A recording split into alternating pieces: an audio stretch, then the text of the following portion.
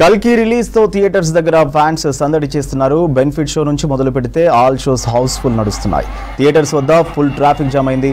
Tickets దొరకకపోయినా black లో కొని మరీ సినిమా చూస్తున్నారు ప్రభాస్ ఫ్యాన్స్. ఇక కల్కి సినిమాలో ప్రభాస్ ఫ్రెండ్ బుజ్జి వెహికల్ ను ఐమాక్స్ దగ్గర పెట్టారు మూవీ మేకర్స్. ప్రభాస్ పార్ట్నర్ బుజ్జి వెహికల్ తో సెల్ఫీలు తీసుకుంటున్నారు ఫ్యాన్స్.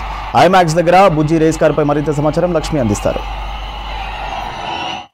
వారం రోజుల నుంచి కల్కి ఫీవర్ షురూ అయింది. మరో 15 రోజుల పాటు ఈ ఫీవర్ ఉండేటట్లే కనిపిస్తుంది. బేసిక్గా రైనీ సీజన్ వచ్చింది. రైనీ సీజన్లో మనకు వైరల్ ఫీవర్ కనిపిస్తాయి. ప్రజెంట్ అయితే మాత్రం ఈ రైనీ సీజన్లో కల్కి ఫీవర్ కనిపిస్తుందని చెప్పొచ్చు.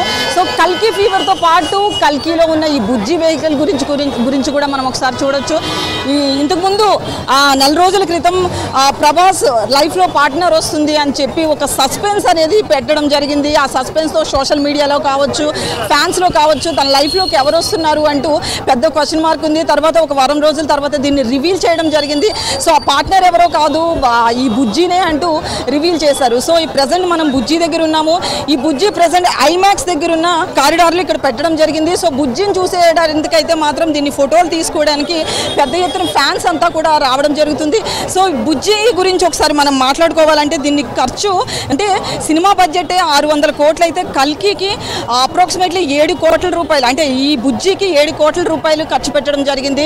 స్పెషల్గా దీనికోసం మొత్తం అంతా కూడా డిజైన్ చేయించడం జరిగింది. బేసిక్గా ఏ కార్కైనా సరే మామూలుగా మ్యానుఫ్యాక్చరింగ్ అనేది కామన్గా ఉంటుంది. బట్ స్పెషల్గా దీన్ని కస్టమైజ్డ్ పీస్ అని చెప్పొచ్చు. ఎందుకంటే కల్కి సినిమా కోసమే దీన్ని కస్టమైజ్డ్ పీస్గా దీన్ని మొత్తం కూడా డిజైన్ చేయడం జరిగింది. ఒకసారి టైర్స్ చూసాం కదా, బేసికల్లీ రేసింగ్ కార్స్ ఏవైతే ఉంటాయో అవి కూడా ఇంత టైర్లు ఉండవు. సో టైర్ మనకి స్పెషల్గా మ్యానుఫ్యాక్చరింగ్ చేయడం జరిగింది. లోపల ప్రతి పార్టు కూడా ఈ బుజ్జిని స్పెషల్గా డిజైన్ చేయడం జరిగింది. దీని డ్రైవింగ్ కూడా చాలా క్రిటికల్గా ఉంటుంది అని చెప్పి మనకి చాలా సందర్భాల్లో దీనికి సంబంధించిన సినిమాకి సంబంధించిన మేకర్స్ కూడా చెప్పడం జరిగింది.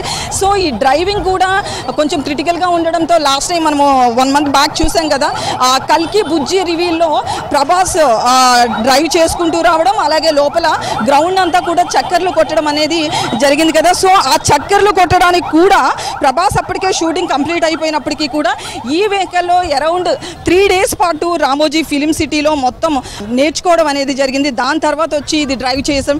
ఇది డ్రైవింగ్ కూడా చాలా క్రిటికల్గా ఉంటుందని, డ్రైవింగ్లో చాలా సేఫ్టీ మెజర్స్ పాటించాలని, లేదు అంటే కనుక ఇది అక్కడ చూస్తున్న ఫ్యాన్స్ మీదకి వచ్చే అవకాశం ఉంది అని చెప్పి ఎక్కడికక్కడ గ్రిల్స్ ఏర్పాటు చేసి డ్రైవింగ్ అనేది ప్రభాస్ ఆ రోజు చేయడం జరిగింది. సో ఈ పార్ట్స్ చూస్తున్నాం కదా. సినిమాలో ఈ బుజ్జి రోల్ గురించి ఒకసారి మాట్లాడుకుంటే కనుక మనం కల్కి సినిమాలో బుజ్జి రోలు అంటే ప్రభాస్ ఎంతసేపు కనిపిస్తే అంతసేపు కూడా మొత్తం ఓవరాల్ రన్ టైంలో ప్రభాస్తో ఈక్వల్గా కనిపించింది ఈ బుజ్జి వెహికల్ అని చెప్పొచ్చు. ఎందుకంటే ప్రభాస్ ఏ సీన్లో ఉంటే ఆ సీన్లో బుజ్జి ఉంది. ఈ బుజ్జికి ఇంకొక హైలైట్గా మనం ఇంకొక విషయం చెప్పుకోవచ్చు.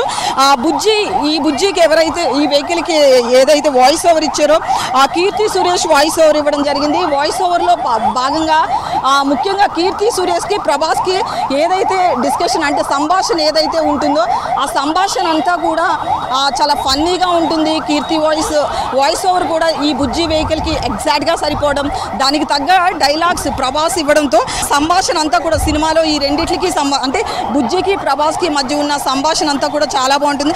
అలాగే ఫైట్ సీక్వెన్సెస్ ఏవైతే ఉంటాయో అవన్నీ కూడా చాలా ఈ బుజ్జి వెహికల్ చుట్టూనే తిరుగుతుంటాయి. ఇటు అమితాబ్ బచ్చన్ కావచ్చు, అమితాబ్ బచ్చన్కి దాంతోపాటు